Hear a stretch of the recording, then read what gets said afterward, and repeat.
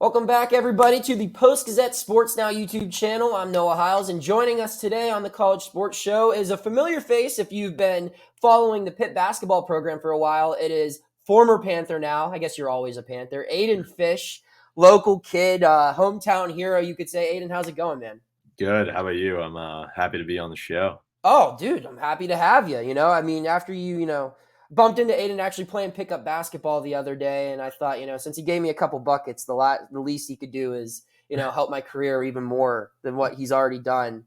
Aiden, obviously a very interesting journey throughout your entire time at Pitt, but I want to start before Pitt. As we get going here, you grew up in the area, Franklin Regional High School. You went to like the Pitt basketball youth camps as a kid. Yeah. Who were some of your favorite players as Pitt Panthers growing up? What are some of your favorite moments as a Pitt fan? Yeah, favorite players. It's hard to think about. I'd say obviously you have like Sam Young, DeJuan, and Levance, those three guys, and then Ashton Gibbs, Brad Wanamaker, Gilbert Brown on staff now, so I can't say I like him too now. And then I'd say that's where I ended. Like those were my favorites, like the glory days when we had the number 1 seed in 09 and 11. Those are probably my favorites. And then as far as memories, my first Pitt basketball memory I have is actually when Ronald Ramon hit a buzzer beater against West Virginia. Okay. I was at that game. That was no kidding. Yeah, that was crazy. I don't know how old, 7, but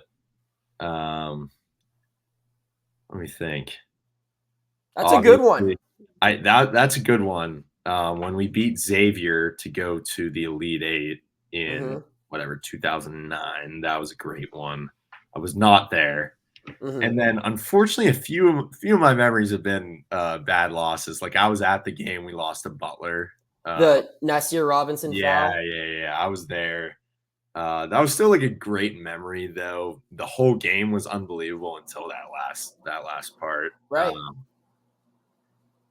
I used to go to the Big East tournament, but it was right after, like, we would always lose first round because we get the double bye and then we'd play someone good. Were you at the Kemba game? I was not. My brother was there. I was quote unquote not old enough to go, according to my dad. But okay. Yeah. My Still, brother that one. You were around when it was at its height, which I think allows you to appreciate what happened your senior year. No, that just to see things kind of return to that fun experience at the Pete.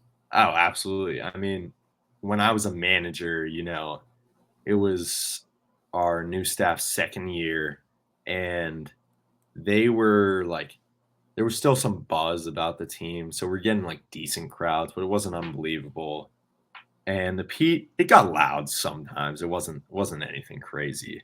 And then the next year, like my first year on the team was COVID, so the only fans were damn parents, and they can only make so much noise. And then last year, we had 10, 11 wins, so obviously there weren't many people, so the environment wasn't great, but this year changed a lot. So your high school basketball background, I know you suffered a pretty serious injury your senior year. Is that right? Actually my junior and senior years. Yeah. So Oh, go ahead. Explain. No, I was just saying, basically didn't play majority of every year in high school because of injuries, and that definitely stunk. But yes. So with that established, now did you have collegiate basketball options even at the D3 level because of AAU and stuff? Yeah. So to give you some context, I was about 5'9" until my junior year of high school, and then I was junior and senior year. I was probably like 6'2.5", 6'3". I had a few looks from like Division IIIs in Ohio. Where at? Case Western University, Denison, like a few small schools. And I just didn't want to go there. Like just from an experience side, like I was like, guess I'll just go to Pitt for school. Like I'll try and walk on. We'll see what happens. But But So take me through that process. How early did you enroll in Pitt, you move in, everyone remembers their freshman move-in or whatever. How early did you get involved with the Pitt basketball program? so I actually sent them an email. I sent every single coach. I showed them the other day. I sent every single coach like a long email before I even enrolled in my freshman year, like saying, "Hi, I'm Aidan Fisch, like uh, blah blah blah. I played high school here. Like here are my highlights. I would love like I just want an opportunity to like try out." Obviously, you don't get any reply. Like they get a million of those. Right. But I did get a reply from our director of basketball operations about like they were actually holding a tryout my freshman year. So I tried out my freshman year, and I was probably 155 pounds. Like I was so small. Um, and I tried out with two other kids who actually there were only five of us trying out because it was like somewhat of an invite type thing. And I tried out with Oni and Chase Smith, who both Oh, made the team. nice. And but I was like so pissed off. I was like, I was like, damn, I blew it. Like everything I've been working for my entire life, I blew it. But Coach O'Toole did send me an email like saying, keep working. Like, I'll see you next year. We're gonna have a tryout next year. So I worked my tail off that next year, and then I emailed about a tryout. They weren't having one. I was like, oh man, like, and my roommate, or not my roommate, one of my friends at the time, who's now my current roommate, he was a manager for the team, and he's like, dude, just become a manager with me. Like, it's fun. Like, so I go into the director of basketball operations office, and he's like, yeah, you can become a manager, but like you can't become a player from a manager. Like that just doesn't. We don't do that. Like your your responsibilities are a manager. Like get that straight. So I was like, well, screw it. I'll give it a try. Why not? Like Hmm. what's the worst that happens? Like I do it for a year and they say no. You're right. So that first year, like literally the first practice as a manager, O'Toole threw me into drills. Like getting, I was getting beat up by these, 7 feet tall, 230-pound people. And that's kind of how the manager journey started. But yeah. What was your favorite experience as a manager? Ooh. I got to travel to Louisville Okay. as a manager, which was cool. Like a first year manager, usually guys don't travel. Um, that was really cool. That was like my first time traveling with the team. I was like, this is awesome. That was awesome. And then I don't know. I probably can't pinpoint one time. It was fun like every day though, playing against the guys. Like because I was the only manager who was like in the drills, like actually playing and shit. Oh, my So bad. you're fine. You're fine. So take me through how you get on the team. Like, how did you go from? They said you weren't going to be a manager, or said you're a manager, not going to be a player. The next year you're a player. How'd that happen? Yeah, so like every day I would play like mock defense on the players and on the big men specifically because Coach O'Toole handled the big men and I was always with him. And I was like, I was playing like really good defense. One day, like I got 5 or 6 stops in a row, and then someone caught me with an elbow, broke my nose. I go running over, plug my nose up with some tissues, and I go back out there, and like they loved, like the coaches loved that because I don't know. A lot of times, guys they'll get tapped in the head and just Hmm. fall down like they got shot. You see LeBron doing that Yeah. all the time, but um, the next day, actually, coach ends practice every day with a free throw, like a starter will shoot a free throw to mimic a pressure environment. And I've got my towel and my ball. I'm standing on the side. He's like, Fish, you got a free throw. I pooped my pants. I was so scared. I went up there, though. I made the free throw and they mobbed me.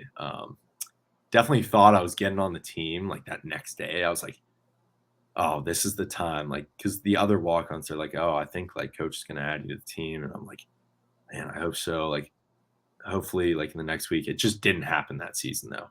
Like that was the end of it. But COVID hit in March and obviously everything shut down. And I was basically just spam texting O'Toole like once a week, like, hey coach, like, have you talked to Coach Capel about like possibly like a walk on spot? And he's like, I'm going too soon. Keep working, kid, blah, blah, blah. And then Coach O'Toole sent me like it was quote, are you up? Uh at like 10:30 on a Saturday night in May.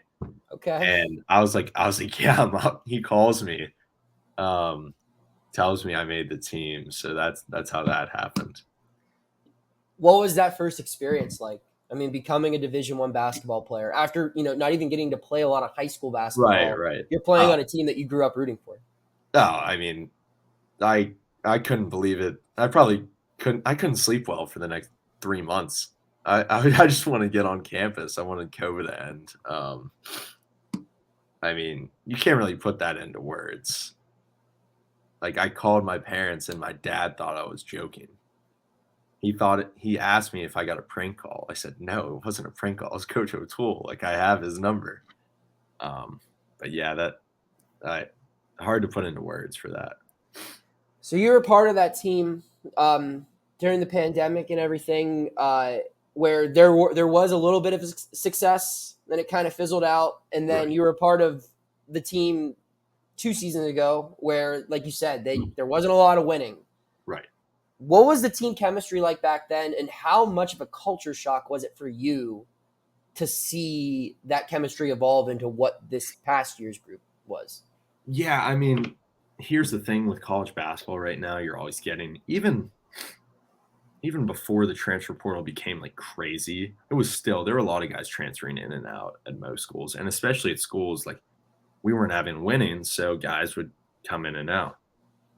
So, in the summer, it's all smooth sailing in the summer. Basically, it's all smooth sailing until you get like a tough loss, and then you kind of see like what people actually think and that type of stuff.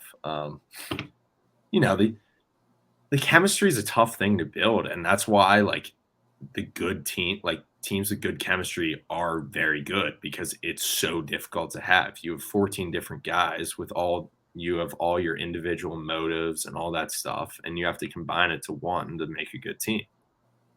I mean, and one of the biggest differences I always say between this year's team and the last 2 years teams is just the age. Like these guys were mature.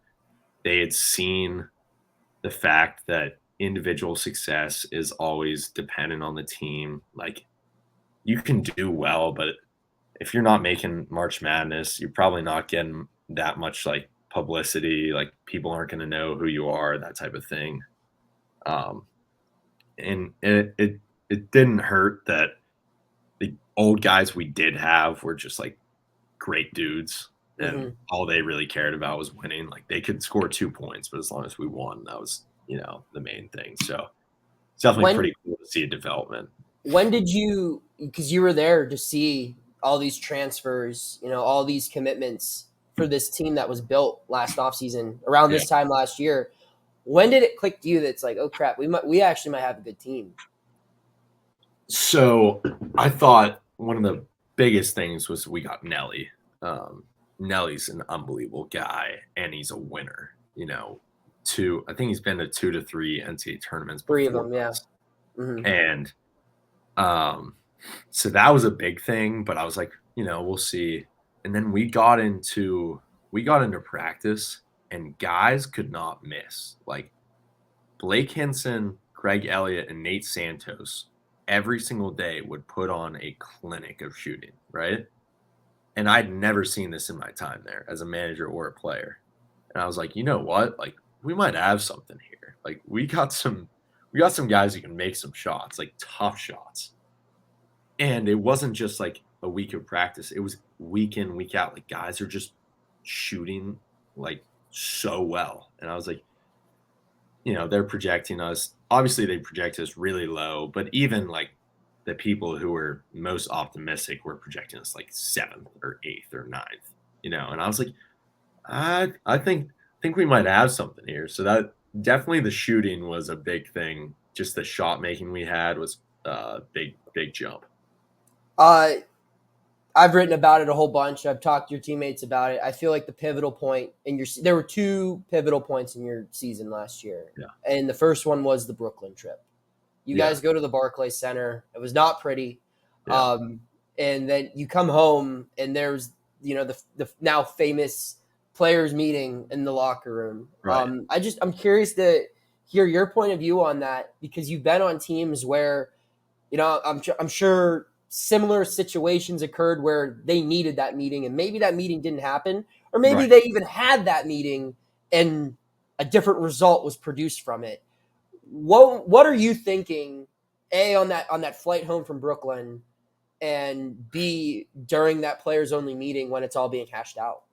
Right. I mean, so we started 1-3 right after that Brooklyn, and there was so much excitement after that Tennessee Martin game about like how we shot the ball, what a team we have, and it was just sucked out of us. It was gone, right? And we come home from Brooklyn, and basically JB's like, this isn't happening. Like, we're too talented of guys for this to happen. We have this meeting.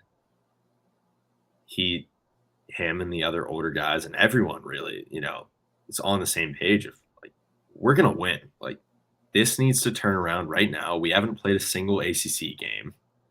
All the seasons in front of us. We can still, achieve all our goals. And I think it was just like focusing in that the season wasn't over. The WVU loss kind of hurt because we came out so hot. Yep. And it just fizzled out. And we got punched in the mouth twice by Michigan and VCU, and the meeting was big, but it was also just like focusing that our season wasn't over yet. We are good players, like we have a good team, and we can still do what we can do. And that it was definitely pivotal. And then you followed that. There were a whole bunch of non-conference small games. I think it was like South Alabama or something, and Fairleigh Dickinson. But then you had that huge week, last week of November, right after Thanksgiving. You had Northwestern on a Monday, and you had NC State on a Friday. They're both road games. And would you agree that that's the point where you guys kind of realized your true potential?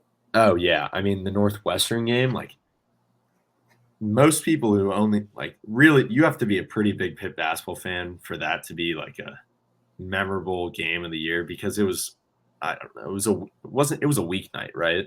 Yeah, it was the Monday after Thanksgiving. Right. It was a Monday. Like, Northwestern wasn't thought of as good at that time. Right. They had no fans. We go there and whoop on them. Like, it was the best shooting performance I've ever been a part of. Couldn't believe it. So we get done with that, and we're like, we're back. And then the NC State thing, like, winning on the road in the ACC, you could be playing the worst team in the league. It's still hard. And the fact that we went in there and they turned out to be better than we thought. NC State was a good team. Those two games, I remember after, like, guys were like, we're here. Like, we're legit. And, yeah, weren't too wrong. Yeah, no, I personally, I remember, because I just covered Pitt blowing out Miami in football. Right. And then I'm thinking, my next two road trips are going to be miserable basketball losses to these teams that maybe might make the tournament, but like, this is going to be tough to watch. And when you guys put on that clinic at Northwestern, every reporter who covered Northwestern was looking at me, they're like, do they do this? I'm like, I don't know what I'm seeing right now. This is not what I'm used to. But I remember talking to every player afterward and Coach Capel, and they were like, no, this is what we're built to do. And it ended up being the right thing. And it's pretty wild. And I'm sure for you, it was both vindicating, as a player on the team who's like, yeah, we knew we could do this, but that run, that followed with the North Carolina win and then Virginia, Miami. I mean, that had to have been, as a guy who was there, you were you and JB are really the only two, and Yeah. Nike, who were Yeah. there for like the bad times. That had to have been extra special. Oh, dude. Just literally, I remember the North Carolina game stands out a lot because that was the first of like the massive home wins. And it wasn't even sold out, right? And it was so loud in there. Like the guys couldn't believe it. And I was like, just wait. Like, I'm the only one who's seen it sold out. Just wait. You keep winning. This town, they will support a winner. That's one thing I know. And you see that place sold out, it gets loud. It sure does. So along this journey, Aidan, I remember I was in the car. I was going to pick up like a gallon of milk or something, and I tuned into the Jeff Capel show on the Fan, which is I'm supposed to do as a beat reporter every week. But I was like, oh crap, that's happening right now. And you were the guest, and I hear that they put you on scholarship. That's how the news broke. And I was like, wow, like they didn't give us a press release or anything. It was kind of out of nowhere. Tell me your experience. You found out in a meeting. Is that correct? So it was at the end of practice one day. It was right before we were traveling to North Carolina, actually. And he came up, like, I break us down every day, or I broke us down every day, like the 3, 2, 1, that type of thing. And he was like, all right, let's bring it in. So I go to break it down. He's like, hold up, wait. Fisch, you're on scholarship. And like everyone mobbed me, and like I couldn't believe it because it was also like it was, this is the second half of the year. Like no one's really expecting that. I kind of forgot we had an open scholarship too. So that was a crazy day for sure. And then like obviously there was no announcement on like the website or Twitter or Instagram, right?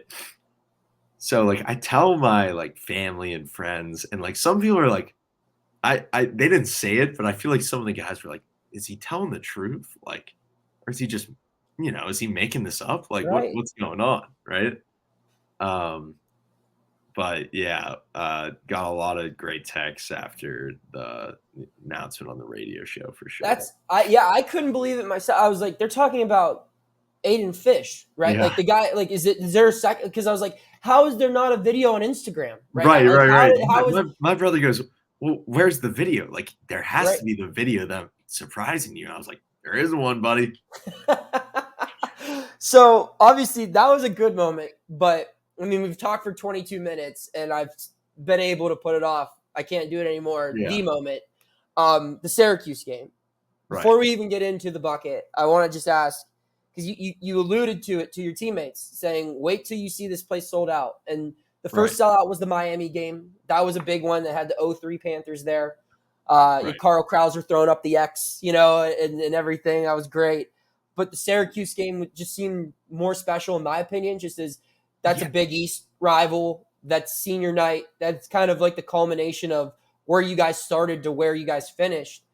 And what was that like for you as someone who started as a ball boy, being happy to get to go on a road trip to Louisville, to walking across the court to a sold-out Peterson Event Center to watch Pitt play a Syracuse team and pretty much kind of solidify its tournament chances? Right. So I think there were a lot of things going into the fact that game had such big hype and like such a big crowd. Like obviously it was the last home game of the year, and then you add in like Boeheim's comments, so Pitt fans have been riled up for a little bit, and then you add in the fact that it's Saturday at 5. Like Saturday at 5 is literally the prime spot for fans. Like they can't love it more. And then Syracuse, like regardless of how good they are, they'll always have that name, and any type of old Pitt fan wants to come see that. So that game, I remember we have shoot around, anywhere from like 4 to 6 hours before the game. I think we had it probably at 11 that day. And I get to the Pete probably 9. And I'm just sitting there and I'm getting like shakes. I'm like, what the hell is going on? Like, I think it was like a multitude of things. obviously it being senior night, like last home game, that type of thing. Um, but it was also just like I kind of reflecting on everything. I was getting like a little emotional just by myself, like looking up just by myself. Um, and that like I could have not gone in the game. It still would have been one of the greatest days of my life. It was just that the environment was insane. Like being there, and I had like all my family there, all my friends. Like they were able to get like some way for us to get like more family tickets. Because at first it was like, oh, you only get 4 family tickets, and all the guys were like, I got more than 4 people coming, Mhm. right? So we were able to somehow get that straightened out. So I had like 15 of my closest friends, and then people who had bought tickets like everywhere. So yeah, definitely set up for a good night. So you sub in. Think maybe 2 minutes left, something along those lines. Yeah. Um, Clearly, the objective was to get you the ball. Right. Right. Right. Take me through. You shot a 3, if I'm not mistaken, right? And then Blake Yeah. got the rebound, and take me through everything that happened there on the court. Yeah. So there's actually like a video of it when I got on the court. I think it was like JB, Nike, Nelly, and Fetty, and they do like a little huddle, and they're like, "Shoot the ball, shoot the ball." Like you can see them saying that, and I'm like, "Yeah, I got you, I got you." So the first possession, I catch it, and Syracuse still has their starters in, like Mhm. Gerard, Jesse Edwards, all those guys, and I catch the ball. I do like a little crossover, and I get it, and like I'm in the lane, and Jesse Edwards is just right there, and I'm like, oh shoot, like this guy's 7 foot tall, he leads the Yeah. league in blocks. Like, should I pass it? Like I probably should, but I can't pass it. Like not tonight. So Hmm. I like threw up some floater, like bricked it, and they go down. I think someone gets fouled, and I'm thinking in my head, I'm like, man, I just blew my only chance. Like I cannot believe this just happened. Like, but like they sub out the seniors except for me, and Blake's in, and he looks at me, he's like, dude, you're shooting it again. Don't worry. So I get it. I remember like they were like, all right, dude, like it's a zone. So even if like they're playing good defense, just take like 2 steps back and shoot like a crazy deep three. So that's what I did. I shot probably like a 35-footer. Blake got the offensive rebound, and I'm screaming. Like he's looking for me, and I'm screaming, but it's so loud in there. Like, so he pivots around, like tosses it to me, and I'm like, you know, I'm going to the rim. Did like a little crossover, one dribble, laid it up, and it felt like the ball was on the rim for an hour. Like I was like, I couldn't believe when it dropped though, and obviously went crazy after that. Yeah. I mean, what's the feeling? Like, did it register? Like what was it like? I mean, you get mauled, you get the game ball afterward, and I want to ask about like the later Yeah, as a follow up, but the instant, the 1 hour period from you making that shot to afterward, what was that like? it it was. I was clearly had some adrenaline high. I was just like, I didn't know what to say the entire time. Couldn't had no clue what to say. I get in my car after and I drive home and everyone is at my house. Like everyone. And they're like all getting ready to go out and stuff. And I'm just like I'm just like sitting there, like silent. Like I don't even know what to do. And someone comes over and they're like, Kevin Durant commented on the Instagram post. And I was like, what do you mean? Kevin Durant who? Right. So I was just there was so much like extra stuff that was going on. I it was hard to process at the time. That's what I wanted to ask is, what's the coolest thing that came from that? I think Scott Van Pelt talked about it that night. You were a big Yeah. thing on Sports Center the following morning. The KD comment, I remember that. Like, what was the most surreal part of it for you? Oof.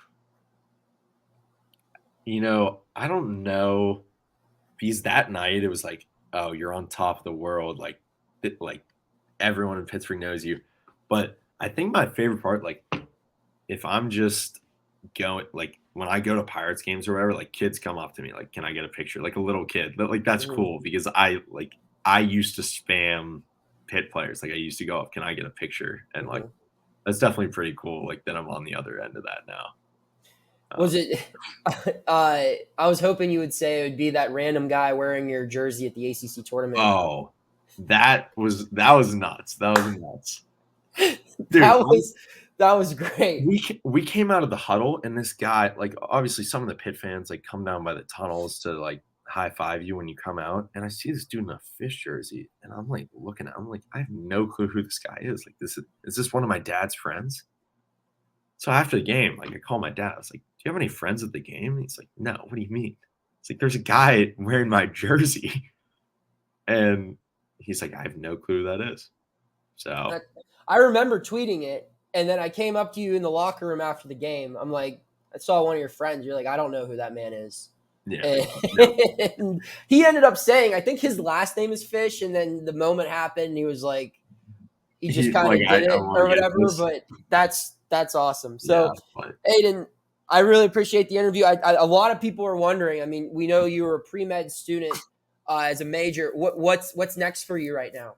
Yeah, I'm just I'm applying to medical school right now. So writing all my essays. I just submitted like my first applications and writing the essays for all the individual schools right now. So that's my time consuming thing right now. I'm might be writing more than you right now, honestly. They probably are. I mean, that's quite a lot. Yeah. Well, hey, I don't envy. I mean, still not a bad life now to be Aidan Fisch, taking pictures of little kids at Pirate games and writing essays. Right. Well, Aidan, thank you so much for coming on. Thank you to everyone who tuned in. Hit that subscribe button if you haven't already, and keep tuning in to the Post-Gazette Sports Now YouTube channel for all of your Pittsburgh sports coverage. Take care. Thank you for checking out this content from Post-Gazette Sports. If you liked the video, please like it and subscribe to our YouTube channel. If you enjoyed it on Apple Podcasts, please rate us 5 stars on Apple Podcasts. For 6 months of digital access to post-gazette.com for just $6, click the link down in the description.